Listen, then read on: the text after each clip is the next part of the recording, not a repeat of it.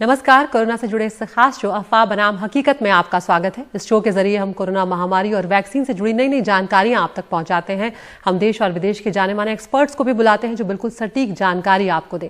आपके सवालों के जवाब भी देंगे हमारे एक्सपर्ट, तो बने रहिए हमारे साथ। मैं हूं अदिति राजपूत। तो सबसे पहले आज की टॉप स्टोरी का रुख कर रहे हैं और वो अच्छी खबर नहीं है भारत से, जहां पर एक बार फिर कोरोना के मामले डराने लगे। पिछले कुछ समय में रोजाना के मामलों का ग्राफ तेजी से ऊपर जा रहा है। 2 महीने से ज्यादा समय बाद रिकॉर्ड मामले दर्ज किए गए हैं। आज पिछले 24 घंटों में 22,854 नए मामलों के साथ 126 लोगों की जान गई है।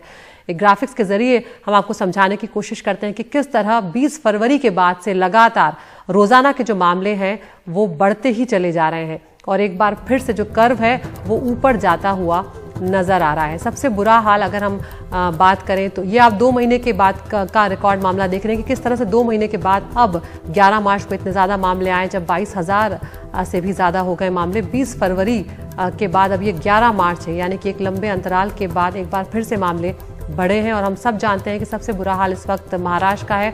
जब शुरुआत में कोरोना दाखिल हुआ था तब भी महाराष्ट्र में ही सबसे ज्यादा मामले थे और इस वक्त भी महाराष्ट्र में ही है। पिछले 24 घंटों में 5 महीने का सबसे ज्यादा मामले महाराष्ट्र में दर्ज किए गए हैं। 13,500 से ज्यादा मामलों के साथ 54 मौतें दर्ज हुई हैं।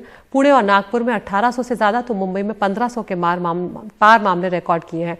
महाराष्ट्र में सिर्फ मार्च के आंकड़े को देखेंगे तो शुरुआती 11 दिनों में 1,05,000 से ज्यादा नए मामले आए। यहां भी कर्व तेजी से ऊपर जाता हुआ नजर आ रहा है। देख रहे हैं आप 11 मार्च 5 महीने बाद किस तरह की स्थिति है। 13,659 नए मामले सामने आए, जो एक बार फिर रिकॉर्ड है 5 महीनों का। आगे बढ़ते हैं। भारत बायोटेक की वैक्सीन कोवैक्सीन को इमरजेंसी इस्तेमाल की मंजूरी मिल गई है। पहले सिर्फ क्लिनिकल मोड में ही वैक्सीन इस्तेमाल की मंजूरी थी। Central drugs standard control organisation की सब्जेक्ट एक्सपर्ट कमेटी ने अब क्लिनिकल ट्रायल की शर्त को हटा दिया है। कोवैक्सीन के फेज 3 ट्रायल का जो अंतरिम डेटा सामने आया था उसके हिसाब से ये फैसला लिया गया है। सब्जेक्ट एक्सपर्ट कमेटी ने ये सिफारिश डीसीजीआई को भेज दी है। अब आखिरी फैसला डीसीजीआई को लेना है। तो अगर डीसीजीआई की मंजूरी मिल गई तो वैक्सीन से पहले जो कंसेंट का फॉर्म होता है, जो आपकी रजामंदी वाला फॉर्म होता है, वो अब नहीं भरना होगा अगर डीसीजीआई ने मंजूरी दे दी तो। और जो 7 दिनों तक मेडिकल टीम जो निगरानी करती है वो अब नहीं करेगी। इस तरह से तो कोवैक्सीन को लेकर लगातार हम जानते हैं कि सवाल उठाए जा रहे थे और उसके बाद जब 3rd फेज के ट्रायल के नतीजे नहीं आए थे, उससे पहले ही वैक्सीन को मंजूरी दे दी गई थी। उसके बाद सवाल ज़्यादा उठने लगे थे, लेकिन 81% तक उसकी एफिकेसी की बात यहाँ पर की गई है। और हमारे साथ इस मुद्दे पर चर्चा करने के लिए खास मेहमान जुड़ रहे हैं। डॉक्टर नीरज निश्चल हैं, एसोसिएट प्रोफेसर हैं डिपार्टमेंट ऑफ मेडिसिन के एम्स दिल्ली से। डॉक्टर साहब बहुत स्वागत है आपका। डॉक्टर साहब यहाँ पर सबसे पहले आपसे यही समझना चाहेंगे हमारे दर्शकों के लिए कि ये जो इमरजेंसी इस्तेमाल की मंजूरी अब मिल गई है और पहले क्लिनिकल ट्रायल तक की ही मंजूरी थी, इसे कैसे समझा जाए, क्या फर्क अब आने जा रहा है? क्योंकि हम जानते हैं कि वैक्सीन का इस्तेमाल तो पहले ही शुरू हो चुका था। खुद हमारे देश के प्रधानमंत्री ने भी कोवैक्सीन ही लिया है। बिल्कुल। जैसे कोई भी नई वैक्सीन या दवाई आती है तो डिफरेंट ट्रायल फेजेस के थ्रू जाकर मंजूरी मिलती है। लेकिन सिंस पैंडेमिक में ये सारी चीजें पूरी तरह से करने का टाइम नहीं था, तो बेसिकली एक परफेक्ट वैक्सीन के चक्कर में हम कहीं लेट ना हो जाए, इसलिए जो सेफ्टी डेटा और जो इनिशियल एफिकेसी डेटा था उस पर सब्जेक्ट एक्सपर्ट कमेटी और बाकी जो एक्सपर्ट्स है उन्होंने डिसाइड किया कि ये वैक्सीन सेफ है और इतना इफेक्टिव है कि इस पैंडेमिक के सिचुएशन में हम इसको बिना किसी डर के आराम से यूज कर सकते हैं। तो कोवैक्सीन का जो इनिशियल डेटा अवेलेबल नहीं होने के चलते इसे क्लिनिकल ट्रायल मोड पे रखा गया था। कोई भी क्लिनिकल ट्रायल में नॉर्मली 2 आर्म्स होते हैं, जिसमें एक में आप दवाई देते हैं और एक में प्लेसिबो देते हैं। लेकिन जो ये क्लिनिकल ट्रायल मोड में जो इस कोवैक्सीन को हमने प्रूव किया था उसमें जो सेकेंड आर्म जो प्लेसिबो का था वो नहीं था।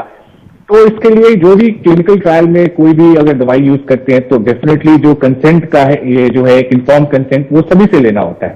तो जिसके चलते लोगों में एक हेजिटेंसी थी कि भाई ये तो अभी तक ये कंसेंट ले रहे हैं, हमें रिस्क फैक्टर्स बता रहे हैं, इसके क्या साइड इफेक्ट हो सकते हैं वो बता रहे हैं, हमें फॉलो अप करेंगे। तो इससे लोगों के मन में एक शंका थी कि क्या ये वैक्सीन सेफ है, क्या ये वैक्सीन एफिकेशियस है या नहीं है। तो अब ये जो कंसेंट फॉर्म और बाकी जो प्रोसीजर्स थे उसको अगर हम हटा देंगे तो लोगों में एक कॉन्फिडेंस और बढ़ेगा। एंड डेफिनेटली जिस दिन से हमारे ऑनरेबल प्राइम मिनिस्टर ने कोवैक्सीन लिया तो जो लोगों के मन में जो डर था, जो शंका थी इसकी सेफ्टी को लेके, वो एटलीस्ट काफी हद तक कम हो गई थी, और ये जब एक बार इमरजेंसी यूज ऑथराइजेशन मोड में चला जाएगा rather देन ये क्लिनिकल ट्रायल मोड के, तो डेफिनेटली लोगों में इस वैक्सीन के प्रति और जो एक तरह से विश्वास है वो बढ़ जाएगा, और हमारे वैक्सीनेशन ड्राइव के लिए बहुत जरूरी है। बिल्कुल, हमारे साथ डॉक्टर अनीता रमेश चंद्रा भी जुड़ रही हैं। अनीता जी, बहुत शुक्रिया आपका हमसे जुड़ने के लिए। यहाँ पर कोवैक्सीन को लेकर जो खबर आई है कि उसके जो क्लिनिकल ट्रायल है उसके बजाय जो उसको अब हटा दिया जाएगा उस शर्त को, और इमरजेंसी इस्तेमाल की जो मंजूरी है वो मिल जाएगी। हालांकि आखिरी फैसला DCGI को लेना है, लेकिन आप किस तरह से देखती हैं, और इस वैक्सीन के बारे में थोड़ा सा बताइए, किस तरह से काम करती है शरीर में लगने के बाद? ये जो कोवैक्सीन है, you can you hear me? जी डॉक्टर साहब। ये जो कोवैक्सीन है ना, ये पूरा वायरस के वायरन से होता है। They are taking the whole vaccine and they are doing the antibody. So क्या होता है, ये जो वैक्सीन हमारे शरीर में आता है, सो आने के बाद it stimulates immunity in the body.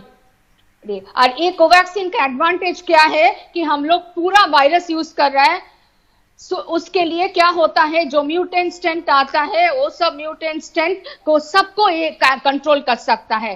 अगर हमारे शरीर के आने के बाद भी T cell immunity, B cell immunity, antibody सब प्रोड्यूस होता है। जब ट्रायल में क्या होता है, शुरू होने के बाद हम लोग फेज 1 ट्रायल करते हैं, उसका नाम है सेफ्टी के लिए। उसके बाद हम लोग करते हैं फेज 2 ट्रायल स्टडीज, जो ये दोनों स्टडी फेज 1 एंड फेज 2 अभी रिसेंटली लैंसेट में पब्लिश हो गया। 2 दिन का पहले हमारे पास रिजल्ट्स आ गया।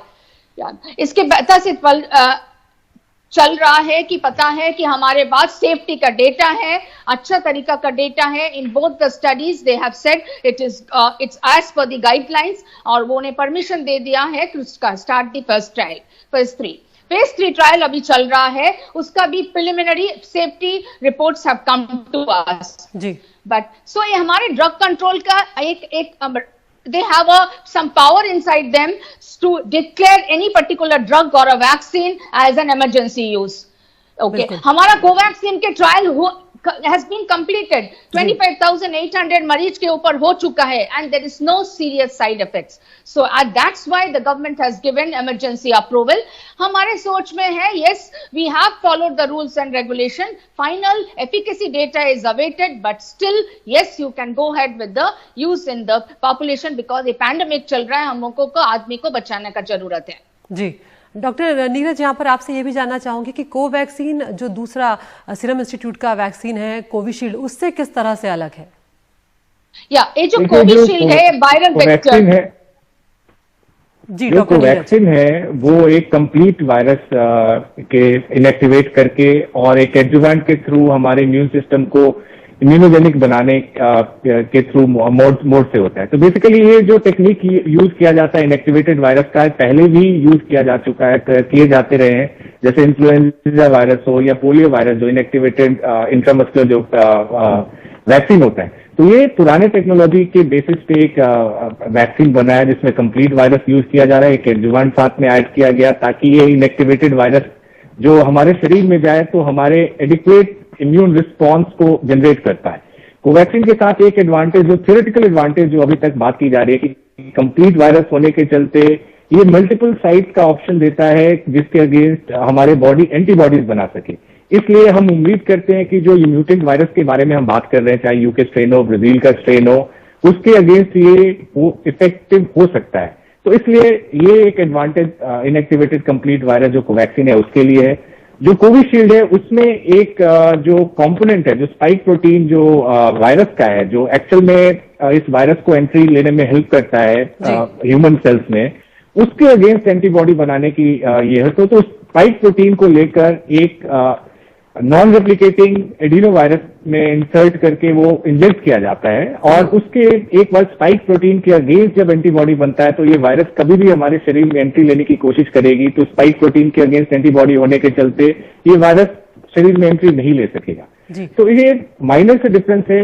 कोवैक्सीन जो है वो इनएक्टिवेटेड कंप्लीट वायरस है, कोविशील्ड है उसमें एक स्पाइक प्रोटीन यूज किया गया है, एक इनएक्टिवेटेड नॉन रेप्लिकेटिंग। जी डॉक्टर अनीता, यहाँ पर वक्त की थोड़ी सी कमी है, मैं संक्षेप में आपसे जानना चाहूंगी कि जो दोनों डोज हैं वो एक ही वैक्सीन के लगे, ये कितना जरूरी है? हेलो, जी आप सुन पा रही हैं? या हमसे बोल जी जी आपसे पूछा है। ये बहुत ही जरूरी है। We can not mix the vaccine. अगर आपको कोविशील्ड लगा है, सेकेंड डोज भी कोविशील्ड लेना है, कोवैक्सीन हुआ है तो कोवैक्सीन भी लेना है, बिकॉज हमारा इम्यूनिटी होने का तरीका अलग अलग होता है। अगर 2 डिफरेंट वैक्सीन लिया तो समटाइम्स इम्यूनिटी नहीं होता है। So very very important, because जो वैक्सीन आपने लिया है सेकेंड डोज वो भी आपको लेना है।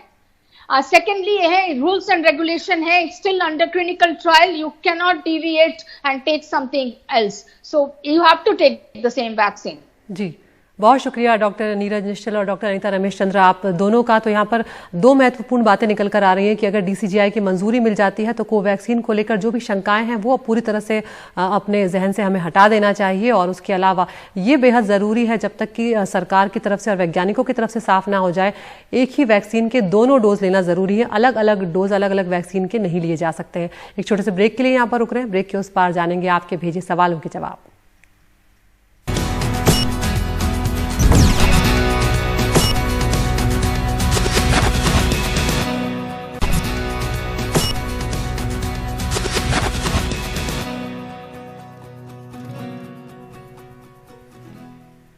और ब्रेक के बाद एक बार फिर आपका स्वागत है। आपके सवाल हम लेंगे और हमारे साथ डॉक्टर अनीता रमेश चंद्रा हैं, प्रोफेसर एंड हेड है medical oncology, Savita medical college से हमारे साथ जुड़े। डॉक्टर साहब, ब्रेक के बाद एक बार फिर से आपका स्वागत है।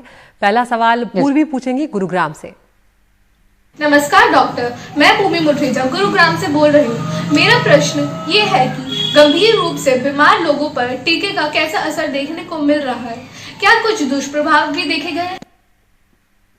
यस, वो जो टीका जो लगने लगा है, आप ये जो कोविड इन्फेक्शन में क्या होता है, जब हम लोग टीका लगाते हैं first dose as well as second dose, उसके बाद अप्रोक्सीमेटली 8 से 12 हफ्ता के अंदर हमारे बॉडी के अंदर वो एंटीबॉडीज हो जाता है। ये एंटीबॉडी क्या होता है, सपोज आपको अंदर नया वाला एक कोरोना वायरस आ गया है, हमारे बॉडी के अंदर ये जो एंटीबॉडी बन चुके हैं वैक्सीन से, वो घूमते हैं और जब वायरस अटैक करता है वो उनको मारता है। सो एंटीजन एंटीबॉडी रिएक्शन होता है, बस खत्म हो जाता है। सो मरीज को कुछ असर नहीं पड़ता है एक कोरोना वायरस के लिए।